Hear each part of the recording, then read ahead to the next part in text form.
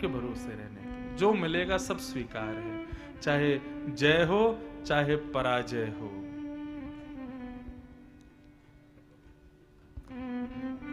जगन्नाथ जी के परम भक्त थे श्री माधवदास जी।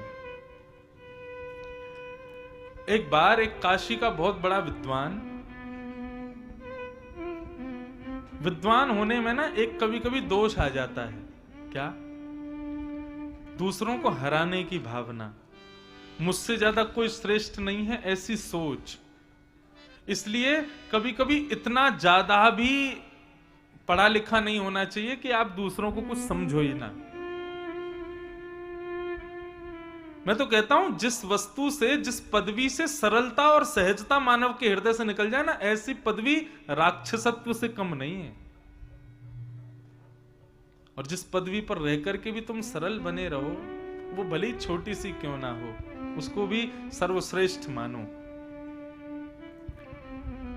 तो एक विद्वान थे, वो सबको हराते रहते थे। बहुत ध्यान से सुनना, ठाकुर जी के हवाले छोड़ने का मतलब बता रहे हैं। विद्वान थे, सबको हराते रहते। तो हराते तो और पता है क्या करते थे? किसी विद्वान को हराने के बाद में एक पत्र लिखते थे, उसी से लिखवाते थे कि इसमें पूरा लिख के बताओ कि तुम मुझसे यहां इतने दिन में इस बात पर हार गए हो। आज के बाद तुम कभी भी मुझे देखोगे दंडवत प्रणाम करोगे, कभी भी मैं तुम्हारे शहर में आऊंगा, मेरे भोजन पानी रहने खाने की सब व्यवस्था तुम करोगे। ये सब उससे लिखवा के सिग्नेचर करवा लेते थे। ऐसे थे।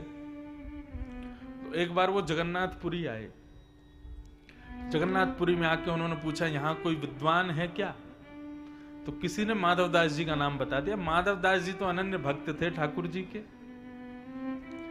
वो माधवदास जी की कुटिया में पहुंच गए और जाके बोले, ए माधवदास, मैं काशी से आया हूं, बहुत बड़ा विद्वान हूं, सबसे शास्त्रार्थ करता हूं, तुमसे शास्त्रार्थ करना चाहता हूं।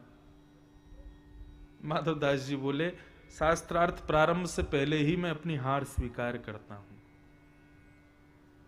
भक्त का एक स्वभाव बताएं, वो विवाद से बचेगा, वो द्वंद्व से बचेगा।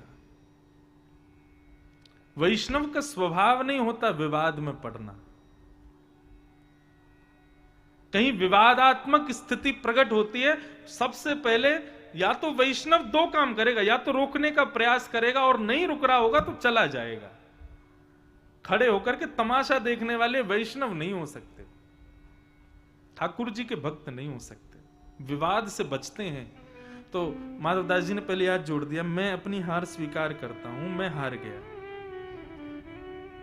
बोले फिर सोच लो।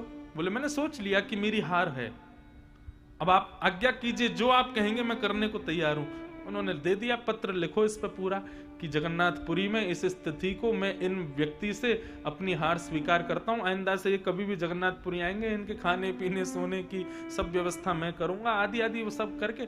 नीचे माधवदास जी ने पूरा पत्र लिखा, नीचे सिग्नेचर करके हस्ताक्षर, पत्र उनको दे दिया। अब काशी विद्वत परिषद उस समय का जो था,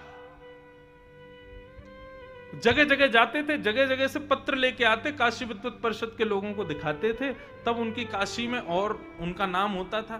तो विद्वत परिषद के लोगों को जाकर के उन्होंने कहा कि मैंने जगन्नाथपुरी के बहुत बड़े विद्वान माधवदास को हरा दिया। बोले पत्र दिखाओ। पत्र दे दिया तो वो पढ़ने लगे। बोले कि जगन्नाथपुरी में श्री जगन्नाथ जी की सन्निधि में काशी से आए विद्वान को माधवदास जी ने बुरी तरह हरा दिया।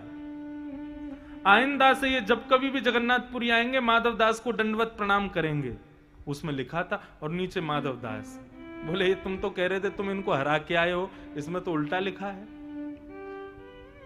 उसने स्वयं पत्र देखा, बोले ये तो मैंने अपनी आंखों के आगे लिखवाया था कि ये मेरे से हारे हैं, ये उल्टा कैसे हो गया इसमें। विद्वत परिषद के लोगों ने मजाक उड़ा दिया, बोले कि हार के आए हो और झूठ बोलते हो हमसे। किसने करी थी ये फेर बदल किया जगन्नाथ जी ने। ये है भगवान के पराधीन होना, अपने आप को ठाकुर जी के हवाले करना। जब ठाकुर जी के आप हो जाते हो ना, आपकी जिम्मेवारी उनकी हो जाती है। फिर वो ध्यान रखते हैं कहां संभालना है, कहां बचाना है, कैसे करना है, क्या करना, वो सबकी जिम्मेवारी उनकी।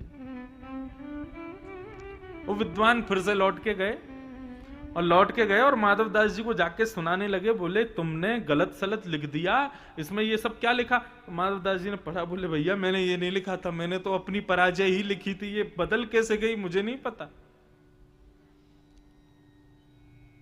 बोले अब ये काम नहीं होगा, अब दूसरा काम होगा। बोले अब क्या करना है बताओ? वो भी तैयार हूं मैं करने को।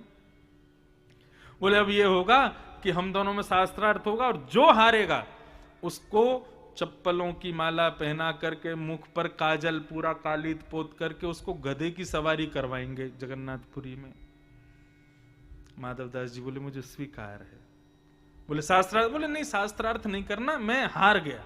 आप गधा बुला लो, माला बना लो चप्पलों की, और जो कालित वाली पोतनियों कर दो, मुझे बैठा के सब घुमा लाओ। बोले तुम यहीं रहना, मैं गधा लेके आ रहा हूं। और काशी का विद्वान वो गधा लेके आया, चप्पल वप्पल उसने बना ली। इतने में ही मंदिर का घंटा बज गया। तो माधव दास जी बोले मैं बस इतनी आपसे मांगना चाहता हूं अनुकंपा कि मैं दर्शन कराऊं जगन्नाथ जी का, उसके बाद आप कर लेना। बोले ठीक है मैं यहीं खड़ा हूं, तुम आओ लौट के। माधव दास जी अंदर जगन्नाथ जी का दर्शन करने गए। जगन्नाथ जी माधव दास जी का रूप बना के बाहर आ गए और उस ब्राह्मण से बोले हाँ भाई क्या करना है? बोले गधे पे बैठो, चप्पल पहनाएंगे, काली पोतेंगे, तुमको घुमाएंगे। तो जगन्नाथ जी माधव दास जी के रूप में आ गए। बोले ऐसे थोड़ी, पहले शास्त्रार्थ करो हमसे। बोले तुम तो बोले कि हमारी पराजय। बोले अब हर बार थोड़ी कृपा करेंगे, अब तो शास्त्रार्थ करना पड़ेगा। अब जगन्नाथ जी से कौन जीते शास्त्रार्थ में? वो काशी का विद्वान जो भाव उठावे, जगन्नाथ जी ऐसे उत्तर दें, ऐसे उत्तर दें, भीड़ इकट्ठी हो गई और सबके सामने माधव दास जी जीत गए। बोले अब शर्त के अनुसार बैठो तुम गधे पे। और काशी के उस विद्वान को गधे पे बिठाया, माला पहना दी चप्पलों की, उसके मुंह पे कालित पोत दी और उसके गधे पे बैठा के उसकी सवारी निकालने लगे। इतने में ही माधव दास जी, असली माधव दास जी दर्शन करके बाहर आए। बाहर आकर के देखा तो क्या पाया कि गधे पे वही विद्वान बैठा है कालित पोत करके और चप्पल गले में डाल करके और घूम रहा है। माधव दास जी बोले ये तुमने क्या किया? मैंने इतनी 5 मिनट का समय मांगा था कि दर्शन करके आ रहा हूं, तुम खुद ही बैठ गए, खुद ही कालित पोत ली। बोले बात मत करो मुझसे, एक तो हरा दिया मुझको और दूसरा ऊपर से मजाक उड़ा रहे। बोले मैंने कब हराया, मैं तो दर्शन करने गया था। बोले अच्छा तो ये लोग सब झूठे हैं, सब लोगों के सामने तुमने हराया। माधव दास जी समझ गए, पीछे मुड़ करके मंदिर की ओर देखा तो श्री जगन्नाथ जी मंद मुस्कुरा रहे थे। ये है ठाकुर जी के हवाले छोड़ना।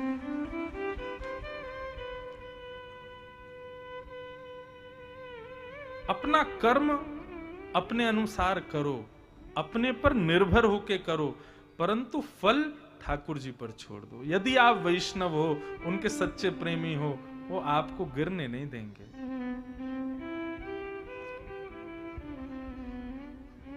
हमने क्या कर लिया है? कर्म तो छोड़ दिया राम भरोसे, फल सोच लिया हमने, फल हमको ये चाहिए, इसीलिए हम लोग दुखी होते हैं।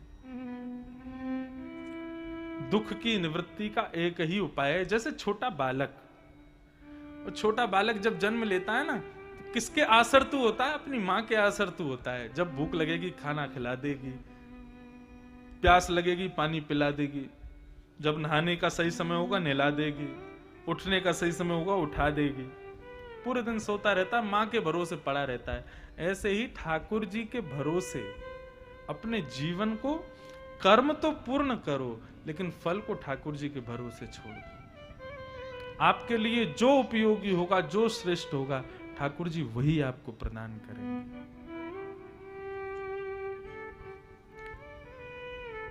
विदुर जी महाराज मैत्रेय मुनि से प्रश्न कर रहे हैं और मैत्रेय मुनि उत्तर दे रहे हैं। विदुर जी ने सृष्टि प्रसंग पूछा, सृष्टि कैसे बनाते हैं ठाकुर जी, क्यों बनाते हैं ठाकुर जी, इसका पूरा विस्तार से मैत्रेय मुनि ने वर्णन किया। और वर्णन करते हुए सीधे मैत्रेय मुनि अब यहां कपिल देवूति संवाद प्रारंभ करते हैं।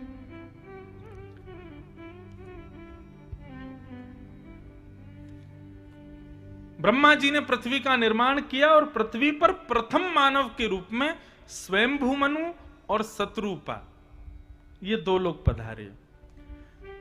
प्रथम मानव मनु हैं, इसलिए हम लोगों को मानव कहा जाता है। आदि मानव नहीं थे, प्रथम मानव मनु थे, स्वयंभू मनु। और ये स्वयंभू मनु कोई बंदरों जैसे नहीं दिखते थे, हमारे आपकी तरह ही थे। बचपन से हमको सिखा दिया जाता आदि मानव थे, हमसे पहले नहीं थे, मानव ही थे।